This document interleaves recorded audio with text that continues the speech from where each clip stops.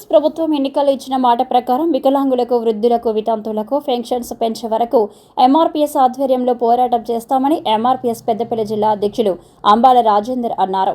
వికలాంగులకు, వృద్ధులకు, వితంతులకు చేయూత పెన్షన్దారుల పెన్షన్లు పెంచాలని ఎంఆర్పీఎస్ అధ్యక్షులు మందకృష్ణ మాదిగ ఆదేశాల మేరకు పెద్దపల్లి జిల్లా కాల్వశ్రాంపూర్ తహసీల్దార్ కార్యాలయం ఎదుట ఎంఆర్పీఎస్ జిల్లా అధ్యక్షులు అంబాల రాజేందర్తో పాటు వికలాంగులు, వృద్ధులు, వితంతువులు చేయూత పెన్షన్దారుల నిరసన వ్యక్తం చేశారు. అనంతరం తహసీల్దార్ జగదీశ్వరరావుకు వినతి పత్రం అందజేశారు. ఈ సందర్భంగా పెద్దపల్లి జిల్లా ఎంఆర్పీఎస్ జిల్లా అధ్యక్షుడు అంబాల రాజేందర్ మాట్లాడుతూ, తెలంగాణ రాష్ట్ర కాంగ్రెస్ ప్రభుత్వం ఎన్నికల మేనిఫెస్టోలో వృద్ధులకు, వితంతువులకు, వికలాంగులకు ఉన్న దాంట్లో రెట్టింపు చేస్తామని మాట ఇచ్చి ఇప్పుడు కాంగ్రెస్ ప్రభుత్వం మాట తప్పింది అన్నారు. రాష్ట్ర ముఖ్యమంత్రి రేవంత్ రెడ్డి అధికారంలోకి వచ్చి 20 నెలలు గడుస్తున్న వృద్ధులు, వితంతులు, వికలాంగులు పెన్షన్ పెంపు విషయంలో జాప్యం చేయడం ఏమాత్రం సరికాదని, ప్రభుత్వం వెంటనే స్పందించి వృద్ధులకు 4,000 రూపాయలు, వితంతులకు 4,000 రూపాయలు, గీత కార్మికులకు, బీడీ కార్మికులకు 4,000 రూపాయలు, వికలాంగులకు 6,000 రూపాయలు చెల్లించాలని వారు డిమాండ్ చేశారు. ఈ కార్యక్రమంలో మండల అధ్యక్షులు బైరి రామ్మూర్తి, నాయకులు మంత్రి రామస్వామి, దంతనపల్లి ధర్మయ్య, వడ్ల పద్మ, రజిత, కాసాల సంపత్, మల్లమ్మ, కవిత, సంపత్, దంతనపల్లి సమ్మయ్య, రాజేశ్వరి తదితరులు పాల్గొన్నారు.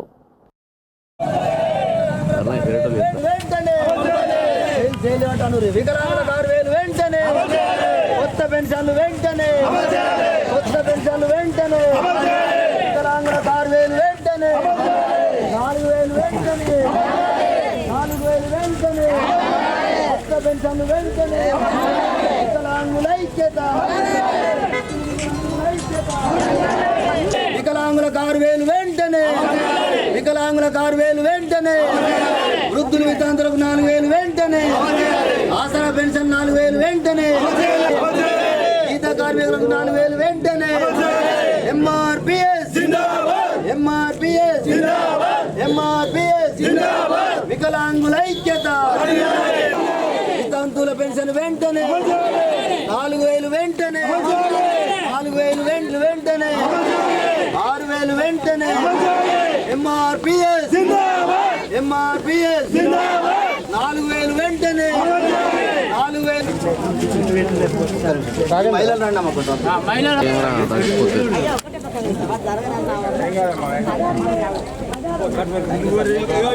తెలంగాణ రాష్ట్ర ప్రభుత్వం గౌరవ ముఖ్యమంత్రి గారు రేవంత్ రెడ్డి గారు ఎన్నికల ముందు వృద్ధులకు, వితంతువులకు, ఒంటరి మహిళలకు 4,000 పెంచాలని హామీ ఇవ్వడం జరిగింది. అదేవిధంగా వికలాంగులకు 6,000 ఇస్తానని చెప్పి ఎన్నికల ముందు హామీ ఇవ్వడం జరిగింది. రాష్ట్ర ప్రభుత్వం ఎన్నికలు గెలిచి ఇప్పటికీ 20 నెలలు గడిచినా కానీ వృద్ధులు, వితంతులకు, వికలాంగులకు పెన్షన్ ఇవ్వడం లేదు, పెంచి ఇవ్వడం లేదు. అదేవిధంగా రాష్ట్ర ప్రభుత్వం గత 10 ఏళ్ల నుంచి కొత్త పెన్షన్దారులకు పెన్షన్ ఇవ్వడం లేని పరిస్థితిలో ఉన్నది. కాబట్టి వెంటనే ఈ రాష్ట్ర ప్రభుత్వం గుర్తించి వృద్ధులకు, వితంతువులకు, పెన్షన్దారులందరూ కూడా కొత్త పెన్షన్ మంజూరు చేయాలని చెప్పి సందర్భంగా గుర్తు చేస్తూ, ఏదైతే గౌరవ రేవంత్ రెడ్డి గారు ఎన్నికల ముందు చాలా సభలలో మేము అధికారంలోకి వస్తే 4,000 ఇస్తామని చెప్పి హామీ ఇవ్వడం జరిగింది. అదేవిధంగా కండరాల క్షీణతతో బాధపడుతున్న వాళ్ళకు కూడా 15,000 ఇస్తామని చెప్పి హామీ ఇవ్వడం జరిగింది. అదేవిధంగా వికలాంగులకు కూడా మా ప్రభుత్వం వస్తే 6,000 ఇస్తామని చెప్పి హామీ ఇవ్వడం జరిగింది. ఆ హామీని నెరవేర్చమని చెప్పి ఈరోజు గౌరవ శ్రీ మందకృష్ణ మాదిగ గారి నాయకత్వంలో రాష్ట్ర వ్యాప్తంగా ఈరోజు పెద్దపల్లి జిల్లాలో శ్రీరాంపూర్ మండల కేంద్రంలో ఈ వృద్ధులు, వితంతుల ఆధ్వర్యంలో ఈరోజు గౌరవ తహసీల్దార్ గారికి మేము మెమోరాండం ఇవ్వడం జరిగింది. ఈ వెంటనే ఈ యొక్క పెన్షన్లు అమలు చేసి ఈ పేదవర్గ ప్రజలను ఆదుకోవాలని చెప్పి ఈ సందర్భంగా గుర్తు చేస్తూ, మన పక్కనున్న రాష్ట్రం ఆంధ్రప్రదేశ్ కూడా గౌరవ చంద్రబాబు నాయుడు ముఖ్యమంత్రి గారు అక్కడ పెన్షన్ పెంచి 4,000 ఇవ్వడం జరిగింది. అదేవిధంగా వికలాంగులకు 6,000 ఇవ్వడం జరిగింది. అదేవిధంగా కండరాల క్షీణతో బాధపడుతున్న వాళ్ళకు కూడా 15,000 రూపాయలు ఇవ్వడం జరిగింది. దయచేసి అయ్యా ముఖ్యమంత్రి గారు ఈ పేద వర్గాలకు సంబంధించి పెన్షన్ పెంచి వెంటనే ఇవ్వాలని చెప్పి డిమాండ్ చేస్తూ, అదేవిధంగా రైతు భరోసా, తర్వాత రైతు రుణమాఫీ అనేకమైన పథకాలు అమలు చేసిరు కానీ పేదవర్గాలకు సంబంధించిన పెన్షన్ అమలు చేయలేదు. దయచేసి ఇప్పటికైనా మీరు కళ్ళు తెరిచి ఈ రాష్ట్ర ప్రభుత్వం వెంటనే వికలాంగులకు, వృద్ధులకు, వితంతులకు పెన్షన్ పెంచి ఇవ్వాలని చెప్పి ఈరోజు మేము డిమాండ్ చేస్తూ ఉన్నాం. వితంతులకు, వృద్ధులకు అందరికీ పింఛన్లు ఇస్తున్నాడు ఇప్పుడు రేవంత్ రెడ్డి ఒప్పుకున్నాడు కాబట్టి మాకు ఎందుకు ఇవ్వలేదు, ఏం చేయలేదని మేము ఇప్పుడు ఈ ధరలకు ముందుకు వచ్చినాం. సరే అందరికీ ఇవ్వాలని మేము కోరుకుంటాను. మహిళలు ఇవ్వాలి, వృద్ధులకు, వికలాంగులకు, వితంతులకు అందరికీ ఇవ్వాలని మేము కోరుకుంటాను. చాలా రానోళ్ళకు సుధా ఇప్పుడు కొంతమంది పింఛన్ రానోళ్ళు సుధా చాలా మంది ఉన్నారు. ఇప్పుడు వాళ్ళు సుధా రావాలని వాళ్ళు సుధా బాధపడి మాతో సుధా వాళ్ళు సుధా వచ్చిర్రు. ఇప్పుడు వాళ్ళు సుధా రావాలని మేము కోరుకుంటాను. పెద్దపల్లి జిల్లా ఓదెల మండలంలోని కడగర్తి గ్రామానికి చెందిన పోచమ్మకు సెప్టెంబర్ 14తో 110 ఏళ్లు నిండాయి. దీంతో కుటుంబ సభ్యులు అందరూ కలిసి ఆదివారం ఆమె జన్మదిన వేడుకలను నిర్వహించి శాలువలతో సన్మానించారు. పోచమ్మ మైసయ్య దంపతులకు 5 కుమార్తెలు 5 కుమారులు సంతానం కాగా ఇప్పుడు ఆ కుటుంబంలో మొత్తం 100 మందికి పైగా ఉన్నారు. తెలుగు సంవత్సరాల ప్రకారం పోచమ్మ జన్మించిన 7 ఏళ్లకు కీలకనామ సంవత్సరం వచ్చిందట. దీని ప్రకారం 1915లో ఆమె జన్మించినట్లుగా కుటుంబ సభ్యులు నిర్ధారించారు. పోచమ్మకు 110 ఏళ్లు నిండినా నేటికి ఆరోగ్యంగా ఉంది. పోచమ్మ భర్త మైసయ్య, పెద్ద కుమారుడు మల్లయ్య మృతి చెందారు. మొత్తం 40 పైగా మనవలు, మనవరాళ్ళు, కొడుకులు, కూతుళ్ళు, కోడళ్ళు ఉన్నారు. ఎన్ని సంవత్సరాలు నీకు? బర్త్డే చేసుకున్నావు అవునా?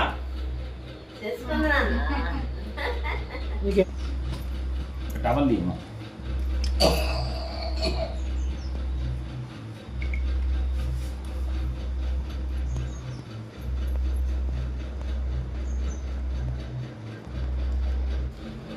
రేవల్ సార్ మంచిగా ఉన్నారా?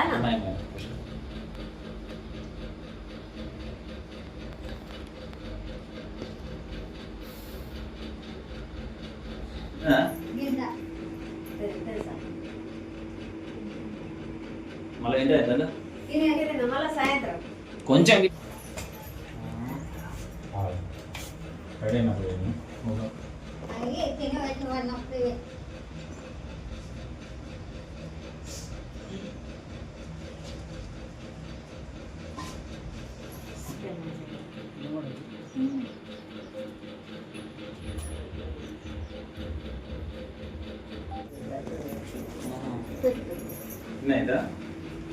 ఇంత తినా? 110 సంవత్సరాలు ఉంటుంది అమ్మ. మాకు 5 కొడుకులు 5 బిడ్డలు ఉంటుంది కదా. బిడ్డ నువ్వు మంచిగా మనం ఇంతమందిని కదా బిడ్డ, నేను 10 మందిని కన్నా కదా బిడ్డ. సంతోషంలో నాకు అందరు మంచిగానే ఉన్నారు బిడ్డ, సంతోషంలో ఉన్నాం బిడ్డ. మనవరాళ్ళు మనమలు ఒక 40 మంది మా అమ్మకు. ఇక అందరం మంచిగానే ఉంటాను, ఇప్పటికైతే సంతోషంలో ఉంటాను. బయటికి తీసుకురా బిడ్డ అంటది, ఇంట్లోకి తీసుకుపో బిడ్డ అంటది. ఇవాళ ఏం కూర అన్నావు బిడ్డ అంటది. అమ్మకి ఈ కూర అండినే మరి అన్నం తిను అని అంట. నాకు తాళ్ళపల్లి పోచవ్వ మన వంశంలో 110 సంవత్సరాలు బతికినటువంటి పోచవ్వ చరిత్రను 4 తరాల వరకు చూసింది అని చెప్పని రాబోయే అటువంటి మన వంశస్థులు రేపు తనను ఆదర్శంగా తీసుకోవాలి. మన కుటుంబంలో కొడుకులు, బిడ్డలు, మనమలు, మనవరాళ్లను అందరినీ చూసినటువంటి ఈ అవ్వను ప్రతి కోడలు అత్తను ఆదర్శంగా తీసుకోవాలి. కొడుకులు బిడ్డలను సాది పెద్ద చేసి వాళ్ళందరూ కలిసి కూడా పేరు తెచ్చి మన వంశానికే పేరు తెచ్చినటువంటి అవ్వను మన కనగర్తి గ్రామంలో ఉన్నటువంటి మనం అందరం కలిసి కూడా మన వంశం లోపల ఒక శబరిలాగా ఇన్ని రోజులు బతికినందుకు మళ్ళీ జన్మ అంటూ ఉంటే మనం అందరం కూడా ఆ అమ్మ కడుపులో పుట్టాలని చెప్పని ఆ కొడుకులు కోరుకుంటా ఉన్నారు. గొట్టముక్కల సురేష్ రెడ్డికి ఎమ్మెల్యే విజయరమణరావును విమర్శించే స్థాయి కాదని తప్పుడు విమర్శలు చేస్తే ఊరుకునే ప్రసక్తి లేదని ఓదెల కాంగ్రెస్ పార్టీ మండల అధ్యక్షులు మూల ప్రేమ్సాగర్ రెడ్డి అన్నారు. పెద్దపల్లి జిల్లా ఓదెల మండల కేంద్రంలో మండల కాంగ్రెస్ పార్టీ అధ్యక్షుడు మూల ప్రేమ్సాగర్ రెడ్డి, ఓదెల మల్లన్న గుడి చైర్మన్ చీకట్ల మొండయ్యతో పాటు కాంగ్రెస్ నాయకులు మీడియా సమావేశం నిర్వహించారు. ఈ సందర్భంగా వారు మాట్లాడుతూ యూరియా కొరతపై గొట్టెముక్కల సురేష్ రెడ్డి ఎమ్మెల్యే విజయరమణరావుపై అవగాహన లేని ఆరోపణలు విమర్శన చేయడం సిగ్గుచేటన్నారు. రాజకీయం పేరుతో తిరుగుతూ ఏ పార్టీలో నిలకడగా లేకుండా పబ్బం గడుపుతూ బీజేపీ పార్టీ అని చెప్పుకుంటూ విమర్శలు చేయడం సరికాదన్నారు. యూరియా కేంద్ర ప్రభుత్వం ఆధీనమని, ముందుగా కేంద్రంలో ఏ పార్టీ అధికారంలో ఉందో తెలుసుకోవాలన్నారు. బీజేపీ పార్టీలోని స్థాయి ఏమిటో ప్రజలకు అంతా తెలుసునని, ఒక బాధ్యత గల ప్రజాప్రతినిధిపై నిరంతరం ప్రజా సంక్షేమం కోసం పాటుపడుతున్న పెద్దపల్లి ఎమ్మెల్యేపై విమర్శలు చేసే ఊరుకునే ప్రసక్తి లేదన్నారు. పెద్దపల్లి నియోజకవర్గానికి రైతులకు సరిపడ యూరియా ఎమ్మెల్యే తీసుకొస్తున్నాడని, ఎమ్మెల్యేపై తప్పుడు ఆరోపణలు చేస్తే ప్రజలే గుణపాఠం చెప్తారన్నారు. ఈ సమావేశంలో పార్టీ నాయకులు బైరి రవి, పుప్పాల శంకర్, ఢిల్లీ శంకర్, బోడకుంట శంకర్, దొడ్డ శంకర్, కుంచం మల్లయ్య, కటుకూరి సమ్మిరెడ్డి, జంగం కొమరయ్య, బొంగోని రాజయ్య, కొల్లూరి చందు, రాహుల్ గౌడ్, మార్గ సతీష్, చింతం కుమారస్వామి, రామినేని ఎర్రశంకరయ్య, సర్వర్ తదితరులు పాల్గొన్నారు. 10-15 సంవత్సరాల నుంచి నేను ఎమ్మెల్యే అవుతా అని చెప్పి పాపం వదిలిపెట్టి వచ్చి కాంగ్రెస్ పార్టీలో జాయిన్ అయ్యి మరి కాంగ్రెస్ పార్టీలో ఉన్నప్పుడు కూడా చిన్నపిల్లని చేష్టలు, రాజకీయ పరిజ్ఞానం లేక, ప్రజా సమస్యల మీద అవగాహన లేక, ప్రజలతోటి, రైతులతోటి, కార్మికులతోటి, కర్షకులతోటి మమేకం కాలేక, పార్టీలో కూడా ఇమడలేక మరి వారు అవాకులు చవాకులు పేలడం, మరి గతంలో హనుమంతునిపేటలు కూడా ఏదో మాట్లాడితే అక్కడి ప్రజలు తరిమి కొట్టడం, అదేవిధంగా పెద్దపల్లి గ్రౌండ్లో కూడా నా పక్కనే ఉన్నటువంటి దేవస్థానం చైర్మన్ మొన్న నన్ను మంచిగా గట్టిగా తీరి ఫోటో వీడియో పర్ఫెక్ట్ వచ్చినట్టు అయితే ఆ గుట్టముక్కల సురేష్ రెడ్డి గారు చూస్తారు. మొన్న దెబ్బకే నాకు తెలిసి కాంగ్రెస్ నుంచి బీజేపీలో పడ్డాడు. అది అందరికీ తెలిసిన నగ్న సత్యమే. అది ఎందుకంటే పెద్ద మీటింగ్, అది ఆ పెద్ద మీటింగ్లో నేనేదో అని చెప్పి ఏదో మాట్లాడితే మరి దాన్ని గట్టిగా అరుచుకున్న నాయకుడు మా చీకట్ల మొన్న. మరి మొన్న దెబ్బకు నువ్వు కాంగ్రెస్ నుంచి పోయి బీజేపీలోకి, బీజేపీలో కూడా ఇప్పటి వరకు కూడా నువ్వు చెప్పుకునే పదవి నీకు ఉందా లేదా తెలియదు, నిజానికి క్రియాశీల సభ్యత్వం కూడా ఉందా లేదా తెలియదు, నీది ఏ వర్గమో కూడా తెలియదు, అసలు నేను పార్టీ ఆదరిస్తలేదా తెలియదు. కానీ బీజేపీ కండ వేసుకొని మాత్రం నిన్న ప్రెస్ మీట్ పెట్టుకోవడం జరిగింది. ప్రెస్ మీట్ పెట్టిన దాంట్లో మరి ఈరోజు పెద్దపల్లి నియోజకవర్గంలో రైతులు చాలా ఇబ్బందులు పడుతూ ఉన్నారు. మరి ఆ ఇబ్బందులకి కారణం కాంగ్రెస్ ప్రభుత్వం, ఆ ఇబ్బందులకు కారణం ఇక్కడ ఉన్నటువంటి స్థానిక ఎమ్మెల్యే గారు పట్టించుకోకపోవడం, సంబంధిత అధికారులతోటి సమావేశాలు నిర్వహించకపోవడం అని చెప్పడం జరిగింది.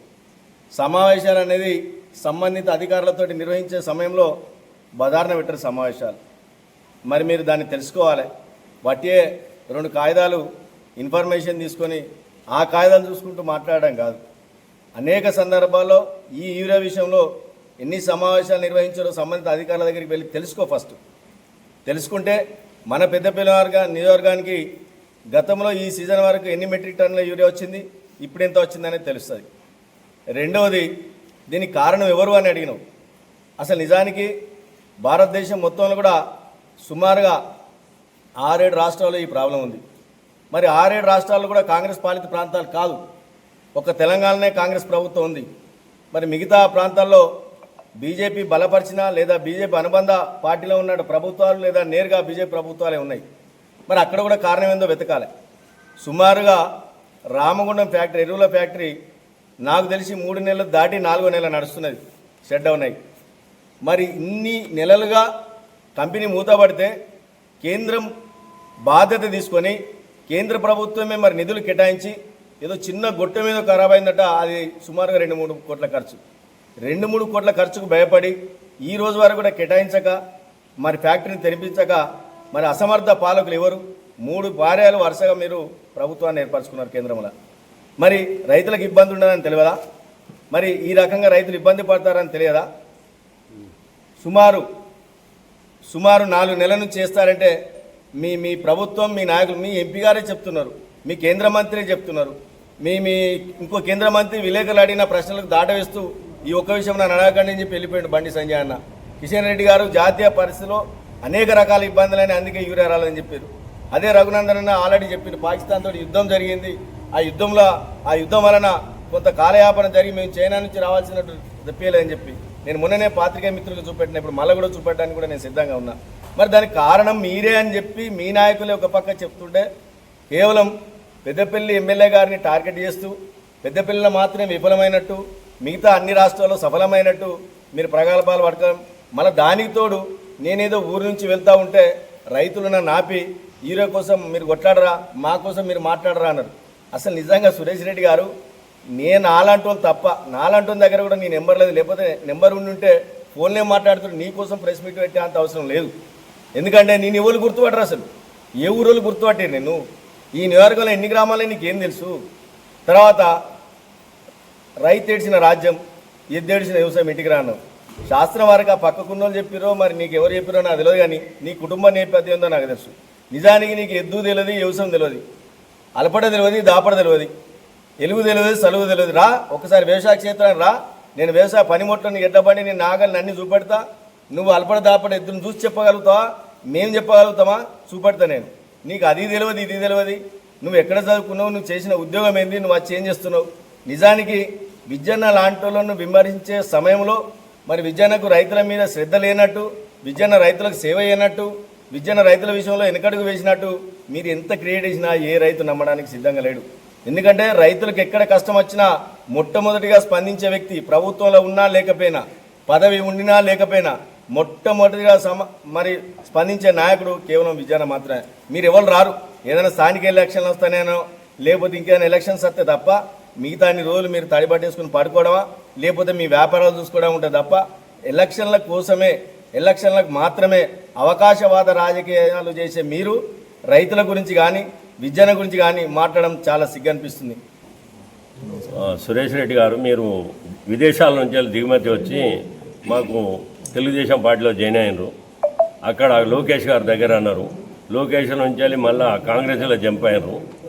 కాంగ్రెస్లో చూస్తా రేవంత్ రెడ్డి దగ్గర వీళ్ళు దగ్గర అని బూటకం మూటలు చెప్పి దేశమంతా తిరిగారు. మళ్ళీ ఇప్పుడు బీజేపీలో దునికిరు. అలా నీ పరిస్థితి ఏందో మాకేం తెలియదు. అసలు ఊరి అనేది డిస్టిక్లు ఎంత వస్తుందో నీకు తెలుసా? మండలాలకు ఎంత వస్తుందని రికార్డు ఉందా నీ దగ్గర? ఏది పెట్టుకొని నువ్వు మాట్లాడినావు? వాళ్ళకి వస్తలేదని చెప్తానో కానీ ఏ మండలానికి ఎంత సరఫరా అయింది?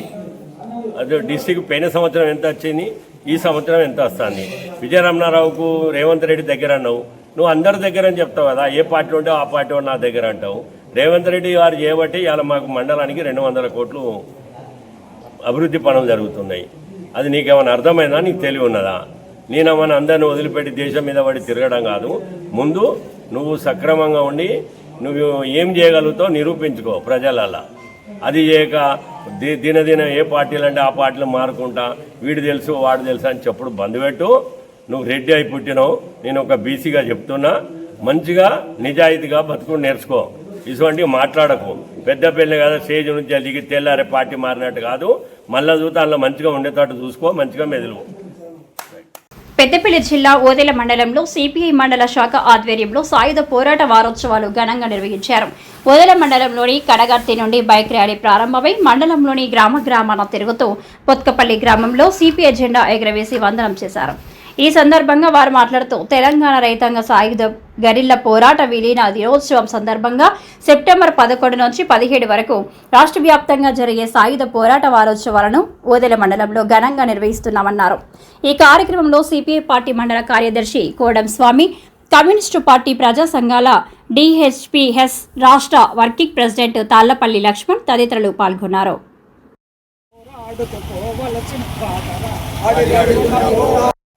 శ్రమజీవుల రక్తముతో ఎరుపెక్కిన వాటర, శ్రమజీవుల రక్తముతో ఎరుపెక్కిన దోపిడీలు లేని దురబాబులుండవోని సమ సమాజ ఆశయాలు జిందాబాద్ జిందాబాద్ జిందాబాద్ జిందాబాద్ జిందాబాద్ జిందాబాద్. తెలంగాణ సాయుధ పోరాట వారోత్సవాలు, తెలంగాణ సాయుధ పోరాట వారోత్సవాలు. ఎత్తరా మన ఎర్ర జెండా, ఎర్ర కాంతుల దిశలు నిండా. ఎత్తరా మన ఎర్ర జెండా, ఎర్ర కాంతుల దిశలు నిండా. ఎత్తరా సంఘర్షకీలల అవతరించిన ఎర్ర జెండా. ఎత్తరా కష్ట జీవుల కడుపు కొట్టి పెట్టుబడులను కూడా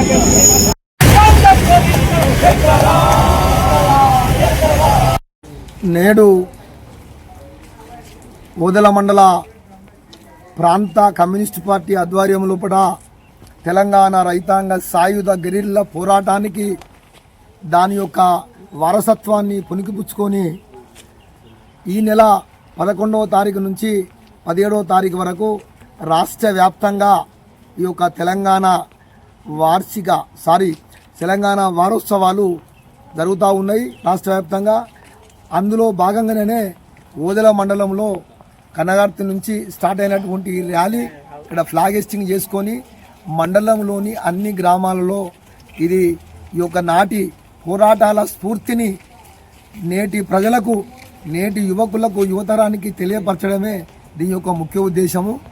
అయితే భారతదేశానికి 1947 ఆగస్టు 15 స్వాతంత్రం వస్తే ఈ తెలంగాణకు మాత్రము 1948 సెప్టెంబర్ 17 నాడు స్వాతంత్రం వచ్చినటువంటి విషయాన్ని ఈ ప్రజలు గుర్తించవలసిన అవసరం ఉంది. మరి సంవత్సరం తర్వాత స్వాతంత్రం ఎందుకు వచ్చిందంటే నిజాం 7వ నిజాం అయినటువంటి ఉస్మాన్ అలీ ఖాన్ వారి యొక్క అనుయాయులు దేశముఖులు జమీందారులు జాగీర్దారులు ఈ తెలంగాణ ప్రాంతంలో అన్ని కులాలను అన్ని మతాల వారిని హింస పెట్టి 224 సంవత్సరాలు తెలంగాణ ప్రజలను బానిసలుగా చేసుకొని పరిపాలన చేస్తూ ఉన్న కాలంలో స్వతంత్రం వచ్చినాక హైదరాబాదు రాష్ట్రాన్ని ఆజాద్ హైదరాబాద్గా నిజాం నవాబులు దేశముఖులు వారి యొక్క అన్యాయులైనటువంటి దొరలు భూస్వాములు పరిపాలిస్తున్నటువంటి రోజులు. ఇక లాభం లేదు. తెలంగాణ ప్రజలు 224 సంవత్సరాలుగా నిజాం పరిపాలనలో దొరల పరిపాలనలో మగ్గుతున్నటువంటి రోజులు. ఇక లాభం లేదు. ఈ నిజాము నేను సపరేట్ హైదరాబాదు సపరేట్ దేశంగా హైదరాబాదు సపరేట్ రాష్ట్రంగా ప్రకటించుకున్నాడు. అప్పుడు కమ్యూనిస్టు పార్టీ బద్దం ఎల్లారెడ్డి గారు రావి నారాయణ రెడ్డి మగ్దుమ్ మొహిద్దీన్ గారి ఆధ్వర్యం లోపల చారిత్రాత్మక తెలంగాణ సాయుధ రైతాంగ గెరిల్లా పోరాటానికి ఈ తెలంగాణ ప్రజలకు పిలుపుకోవడం జరిగింది. సెప్టెంబర్ 11 ఆ సెప్టెంబర్ 11 నుంచి 51 వరకు 1951 వరకు తెలంగాణ రైతాంగ సాయుధ పోరాటానికి తెలంగాణ ప్రజలు బరిసెలు అందుకొని గుత్పలు అందుకొని కారపొడి పట్టుకొని వడిసెలు పట్టుకొని నిజాం రజాకారులకు వ్యతిరేకంగా దొరలకు వ్యతిరేకంగా చాకలి ఐలమ్మ అయితేంది లేకుంటే మిగతా బద్దం ఎల్లారెడ్డి గారు దొడ్డి కొమరయ్య గారు చాలామంది కామ్రేడ్స్ 4500 మంది తెలంగాణ రక్త తర్పణం చేసి తెలంగాణ ప్రజల రక్త తర్పణంతో 3000 గ్రామాల్లో స్వతంత్ర రాజ్యాలు ఏర్పడ్డాయి. 3000 తెలంగాణ రాజ్యాలలో గ్రామాల్లో స్వతంత్ర రాజ్యాలుగా ప్రకటించుకున్నారు. నిజాం నీచ నిరంకుశమైనటువంటి నిజాం ప్రభుత్వం కాసిం రజ్వీ గారిని తరిమి కొట్టి దొరలను తరిమి కొట్టి భూస్వాములను తరిమి కొట్టి ఈ రాజ్యాన్ని స్థాపించుకున్నటువంటి పార్టీ తెలంగాణకు స్వేచ్ఛనిచ్చిన పార్టీ స్వేచ్ఛ కొరకు పోరాడిన పార్టీ కమ్యూనిస్టు పార్టీ అటువంటి ఈ ప్రాంత ప్రజలకు ఇప్పటి యువకులకు తెలవలసిన అవసరం ఉందిగా నేను భావిస్తా ఉన్నా. ఈ రోజున భారత కమ్యూనిస్ట్ పార్టీ సిపిఐ తెలంగాణ రైతాంగ సాయుధ పోరాట 78వ వార్షికోత్సవాలు జరుగుతున్న సందర్భంగా ఈరోజు తెలంగాణ వ్యాప్తంగా కూడా అన్ని జిల్లాలలో గ్రామాలలో మండలాల్లో గడప గడపకు వాడవాడకు ఎర్ర జెండా ఎగురవేయడం జరుగుతూ ఉంది.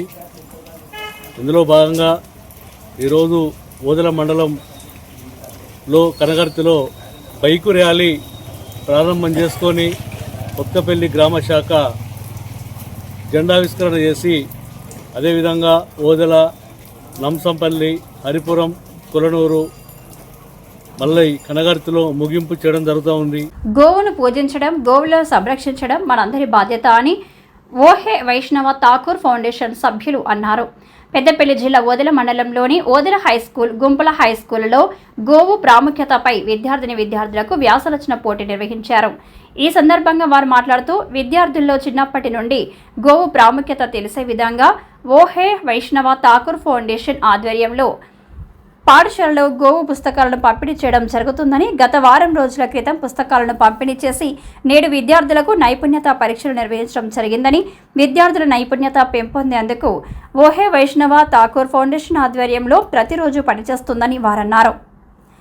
ఈ కార్యక్రమంలో ఓహే వైష్ణవ ఠాకూర్ ఫౌండేషన్ సభ్యులు లింగమూర్తి గౌడ్, గోసేవా ప్రముఖ ఎంబడి మల్లేష్, సదాశివరెడ్డి, ఆయా పాఠశాల ప్రధానోపాధ్యాయులు ఉపాధ్యాయులు పాల్గొన్నారు.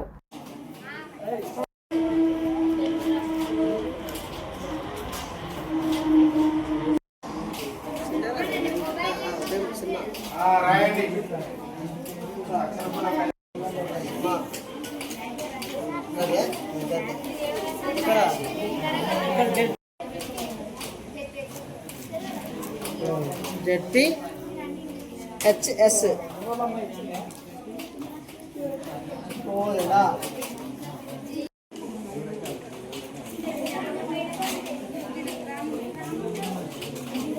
గ్రామం అని అక్కడ ఓదలు రాయండి, కొబ్బరి వాళ్ళతో కొబ్బరి రాయండి.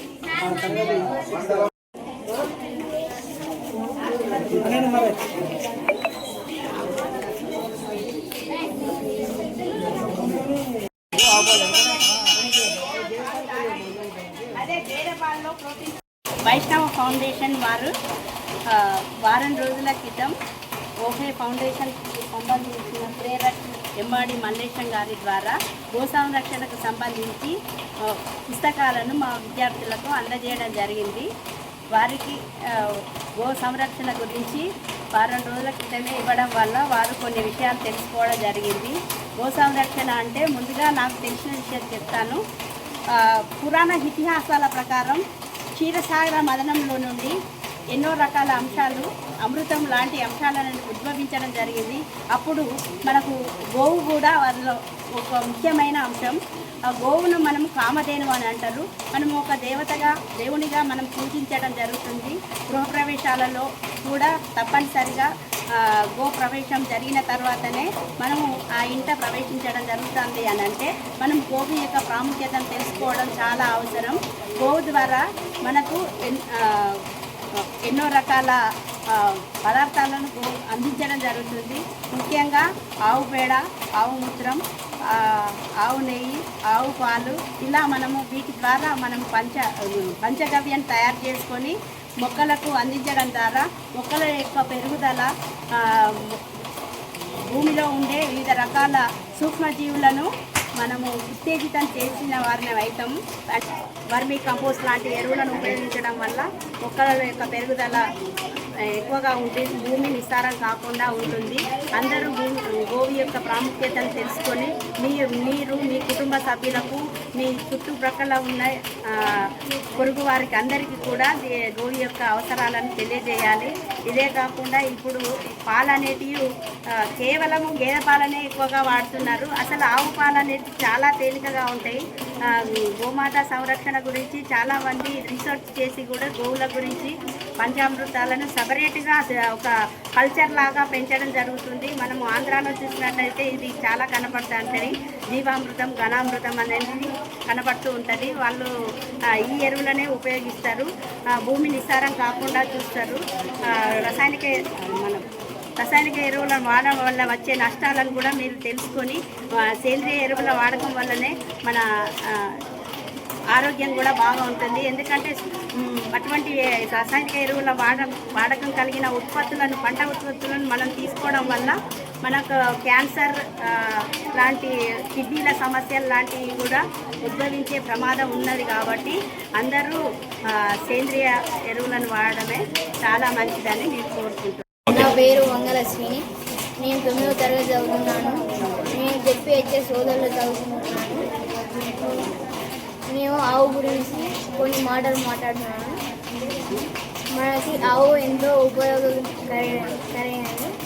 మనం ప్రతి ఇంటికి ఒక ఆవు ఉండాలి. లాభాలు ఉన్నాయి. ఆవు మూత్రంతో మెడిసిన్ తయారవుతున్నాయి.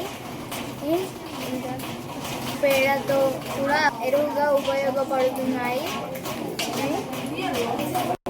ఆవు పాలతో పెరుగు, వెన్న, నెయ్యి మరియు ఇవన్నీ తయారు కాబడతాయి.